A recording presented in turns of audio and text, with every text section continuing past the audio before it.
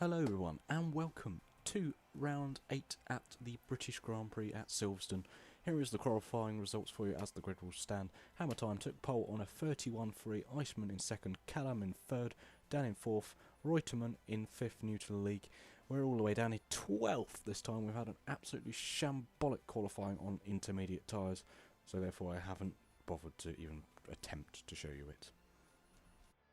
Straight on to the starting grid then. Hammer Time in his McLaren on pole position for the first time this season. We're absolutely miles down in 12th. We are starting on the prime tyres. Our teammate is in 13th. We've got fresh prime tyres to start on, and we're going to go prime option, I think, in this race, or something similar to that.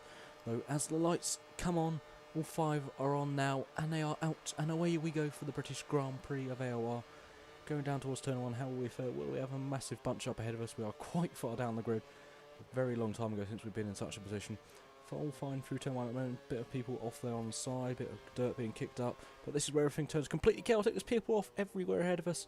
We go down the inside and round the outside of pretty much everything.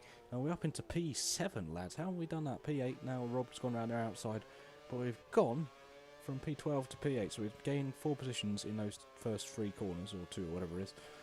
And well, we're feeling pretty good now at this rate, because we're on the slower, supposedly prime tyres, but let's just say I believe we at least have the pace on the guys ahead of us, even though they are all on options. Of course they're on worn options from qualifying, but still we are doing pretty decent at the moment as we are coming through the second sector. How many is it? That's pretty much everyone ahead of us is in that long train now. How much will they understeer through here?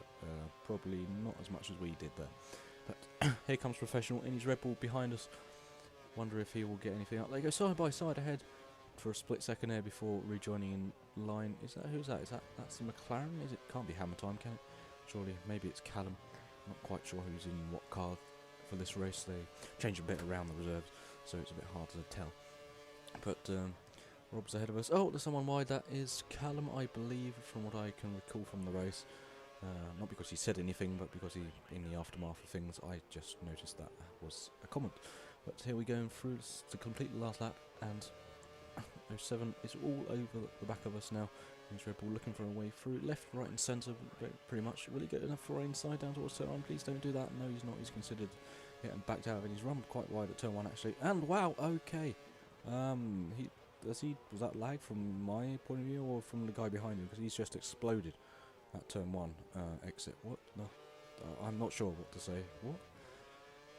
Okay, I'm lost for words at that. Something weird happened, that's for sure. But we're into P7 now, so that's good. Callum's off. Now he's behind us. I suspect it won't take him very long to get past us, though, considering his pace. Let's have a look. He was pretty good until that point. Falcon retires from the race. I think he was one of the victims at turn 1 or 2 getting blown to pieces.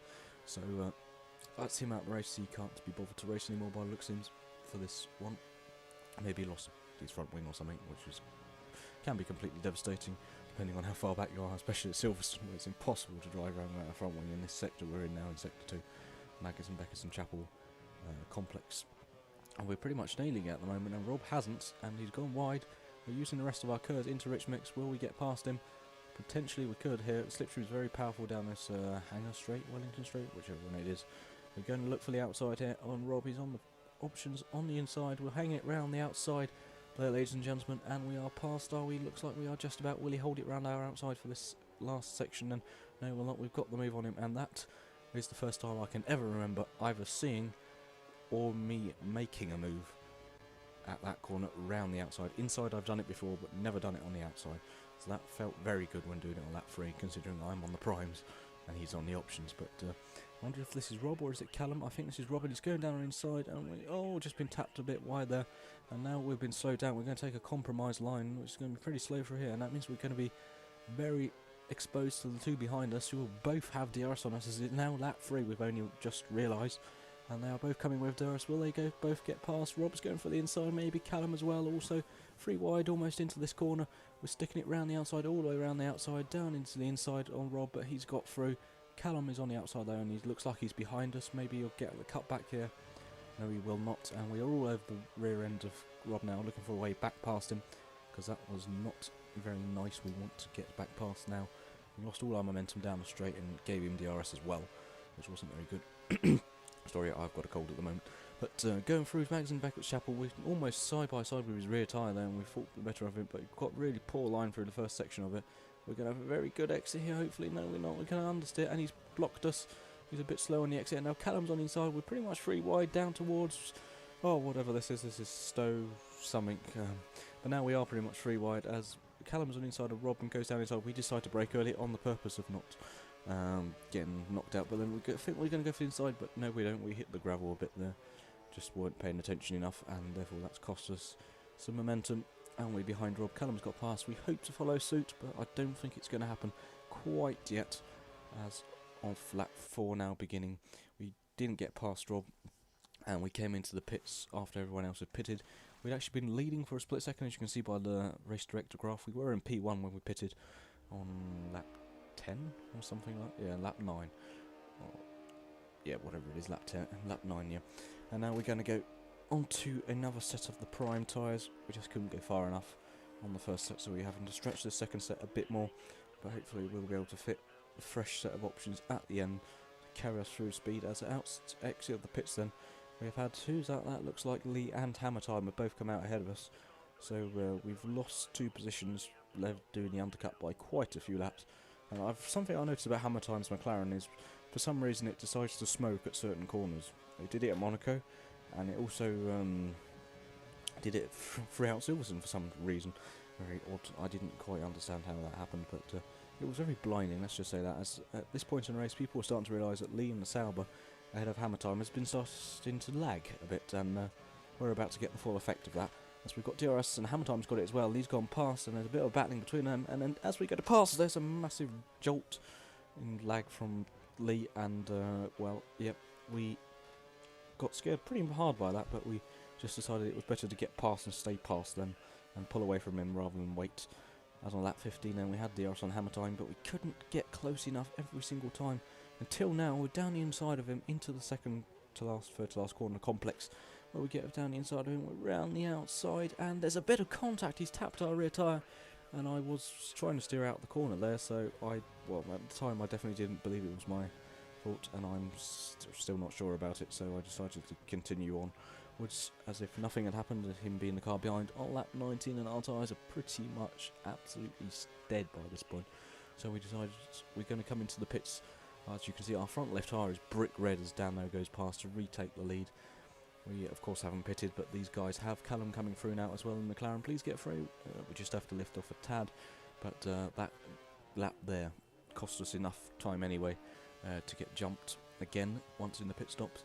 But we managed to get past somehow, I believe, or did we just keep position? I think we just kept the position, to be honest. As on the last lap here now, you can see pretty much nothing's happened. We stayed stationed in P8, caught Professional behind and left Lee behind us, as Dan has won the race, his own Grand Prix. Very well done to him, as we come across the line to take a decent P7 from someone who's crashed on the line. Whoever that was. Well, there you have it, ladies and gentlemen. There are the results. Dan has won the race in the Lotus. Well done to him. Callum close behind, a 1 second gap. Iceman in 3rd. We're all the way down in 7th, and our teammate finished just outside the points in P11, sadly, so only us scoring points once again for Ferrari. But hopefully for future races such as Germany, it will be more high scoring and better positions, and maybe a bit more of a crazy race. And speaking of the matter of the German Grand Prix then of AOR, next round is the Nürburgring, an absolute wonderful track to drive if you know how to drive it. And trust me, the next one was a cracker.